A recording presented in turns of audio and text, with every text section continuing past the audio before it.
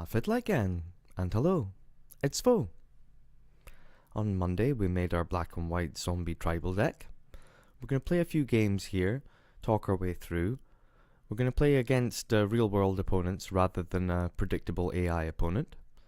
We're going to see if we can win 3 games. We'll see if we can get those 3 games in. So we'll go to the main menu. We go into battle mode and then versus mode. And then we pick versus a matched opponent. Shouldn't take too long. It does try to match us up with someone, but it seems fairly random. I think it's just whoever else is playing. I think it might try some sort of matching, but it seems pretty random. They have a leveling system. When you win a game, your ranking goes up by 1. If you lose a game, your ranking goes down. But I've seen me being on rank 10, say, and facing a rank 20, so it does seem fairly random. So we'll go in. Hopefully we'll get a couple of lands, a couple of things we can do.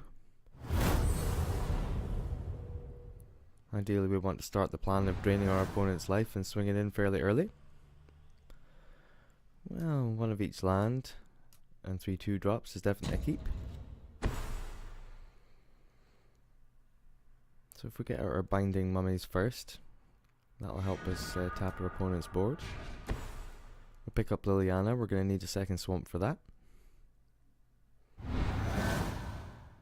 As with our Never.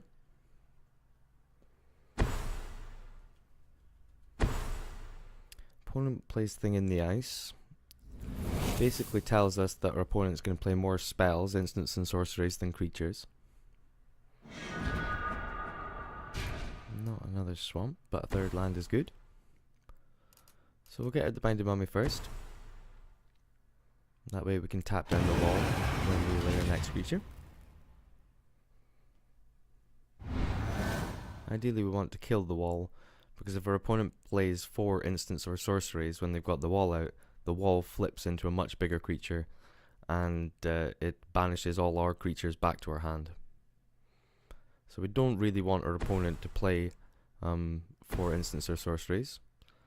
Our opponent is playing a mill deck. They're playing Sphinx's Tutelage. Whenever they draw a card, we have to throw the top 2 cards of our library into our graveyard. And that's okay for us, because we're playing zombies. We've got a few cards that want us to have more creatures in our graveyard, and we've got plenty of things that help us get them back out. Fleshmag Marauder is going to make our opponent sacrifice the wall so we can get through. Even better than tapping it down.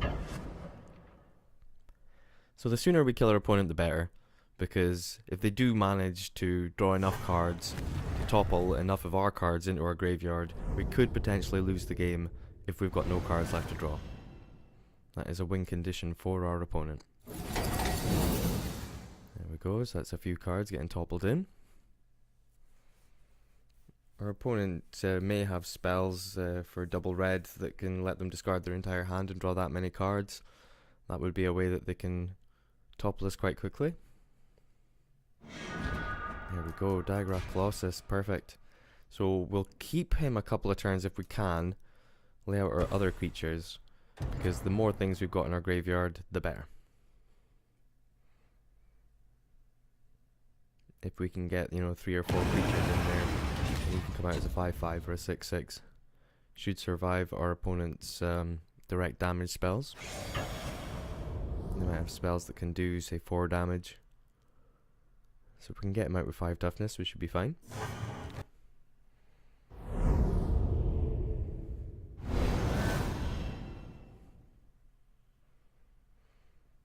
Opponent's probably got counter spells as well. As we cast our second binding mummy, they pause timer as though they might want to counter it. This enchantment says whenever they play a second spell each turn, they get to do 2 damage to one of our creatures or us directly. Still no second swamp, but we can give our guy vigilance here. Get the rat. Like, say, 1 or 2 more turns before we want to get out the Colossus.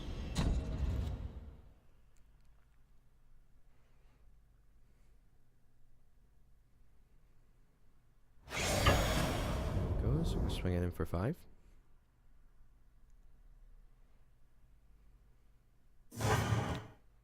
If we were playing, say, our green deck, we would be more worried about the things that are going into our graveyard. But really, in this matchup, we don't care. Not unless they suddenly draw 8 cards or something and make us flip 16. Should be okay.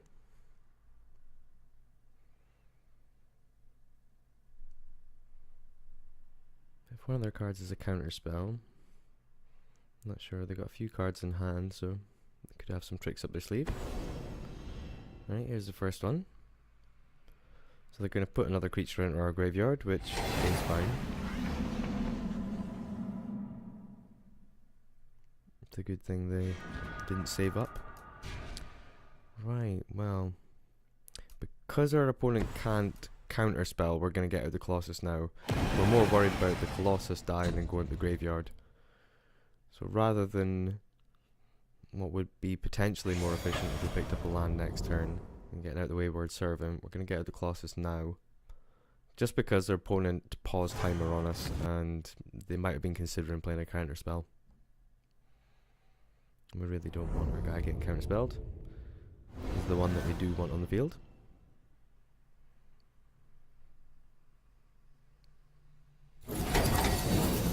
So now our opponent really has to think about either winning the game with Sphinx's Tutelage and drawing so many cards with all their spells to draw cards frantically, or they really need to kill our creatures. Because they're on a 2-turn clock now.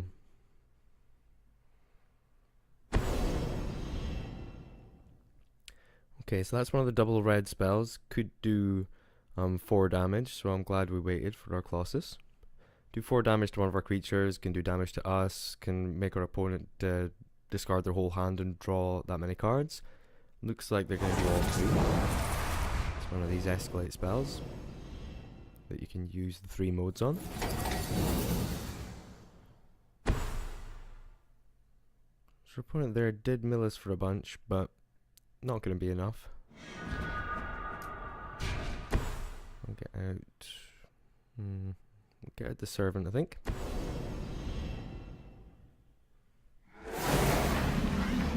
Next is swing in. So we'd really like to find another swamp here so we can play one of our other spells. And we'll see how we go. We don't really need a big enough army now that we're presenting lethal damage next turn. Would be lovely to get another swamp though and play from under the floorboards perhaps.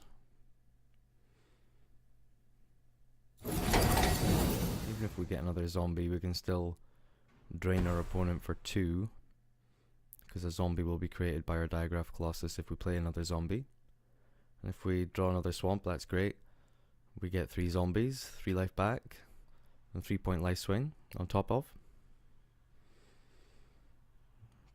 Our opponent's really thinking about it, but I don't think there's anything they can do other than wrath our board, destroy all creatures. They could potentially use Yeheni's expertise. There's a few spells that could blow us out, but even that wouldn't kill our massive Digraph Colossus, so he alone would win. Can't see our opponent being able to destroy all the creatures on their turn. Or even bounce them back to our hands.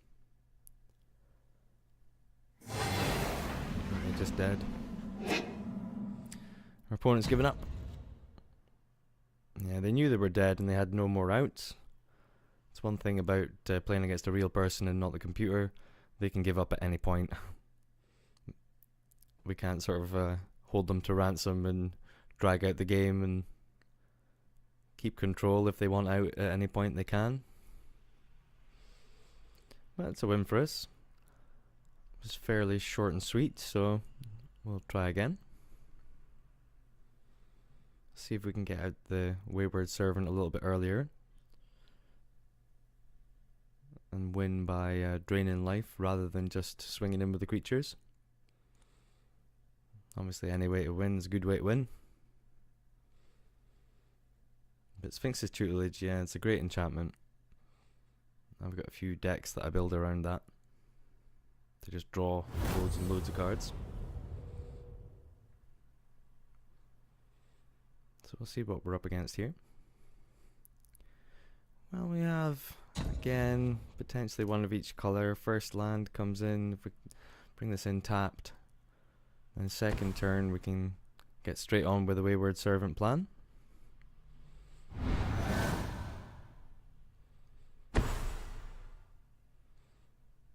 Opponent hopefully is going to play a slow green deck that we can get ahead of.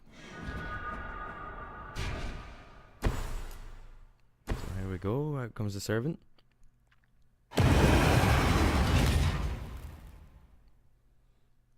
For opponents just playing mono green, then they should be fairly short on removal options to get rid of our Wayward Servant.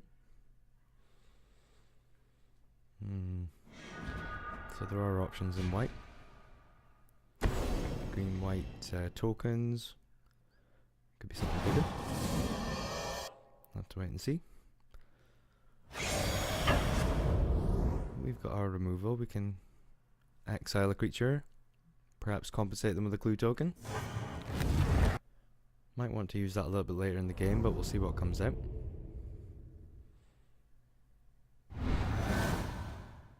Again, we could do with a second swamp.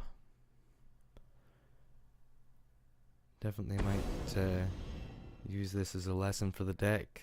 Might want to have more swamps than plains. It's almost a 50-50 mix, but we have more black cards than white cards, and some of our cards cost double black, so we'll get this guy out first. We can remove the hippo from the game. Because it's a token, they don't get compensated with a clue. We're up a life. Wayward Servant starting to do work for us.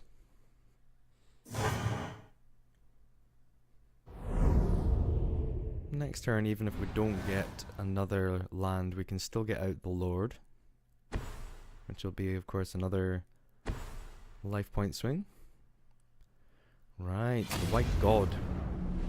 So the White God's indestructible, but it can't attack or block unless our opponent has 3 more creatures. So unless they get out a bunch of creature tokens all in one go and then swing in, we're safe, even next turn from it. Can't see them being able to cast 3 creatures on their next turn. Because it can't block, we're just going to go straight through.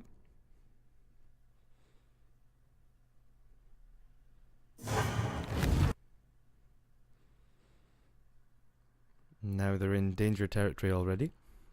This could be just as short as the last game.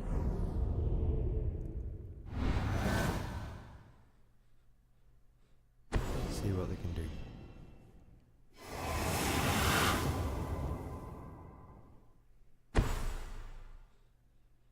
Right, okay. This creature is an angel that can either put 2 tokens on itself, +1/+1 counters, or it can create 2 creatures. So our opponents managed to create their 3 creatures, but, you know, they can't do 22 damage to us with their god, so they're going to leave it back on defense.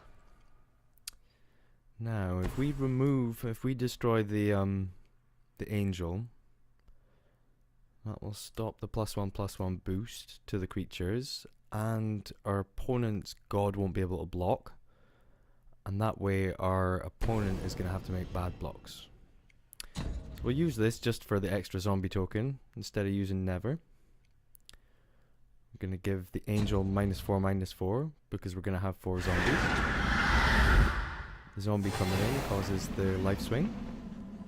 Now our opponent can only block with the 2/1/1 creatures. So it can only really make bad blocks. And they could multi-block the Wanderer, but that would put them down to 1. It's not a good plan, so they're just going to have to chump block the 2 biggest creatures. Just throw anyone in the way knowing they're going to die. Still takes 2. Loses both the creatures. Can't see them being able to cast 3 creatures again. And even if they did, they'd be in the same sort of situation. I could never one of them destroying it. Yeah, opponent's pretty much dead here. And they scoop it up. They give it up. When our opponent just gives up before the end, it's known as scooping. It's a bit of lingo for you. So our opponent scoops. We go up a level. Happy days. We get some coins. I really don't need any coins. I've got 40,000. I've bought everything that you can buy in the game.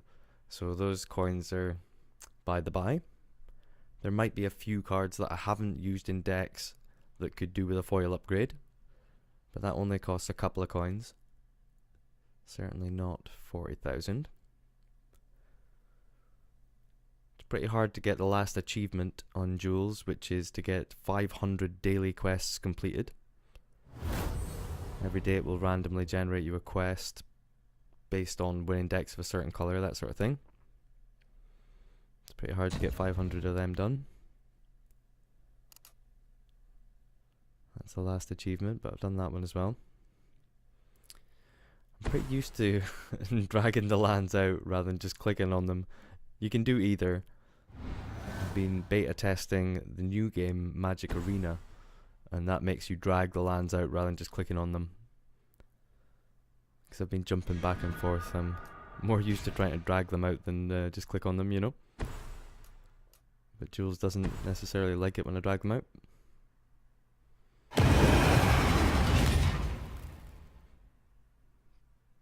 We'll see where we go. We're against red, which has potentially got a lot of burn spells to just destroy our creatures. But it looks like they're playing a creature deck rather than a mainly spells deck. So we can make them sacrifice that. We're getting the swamps this game. If it'll let us put one out, we'll just click on it. Make our opponent sacrifice the creature. Get a life swing. We can attack them for 2. And then we've got Mortuary Mire, which we could play next turn to put the Fleshbag Marauder back on top of our library. So we could draw it the following turn and make them sacrifice their next creature as well.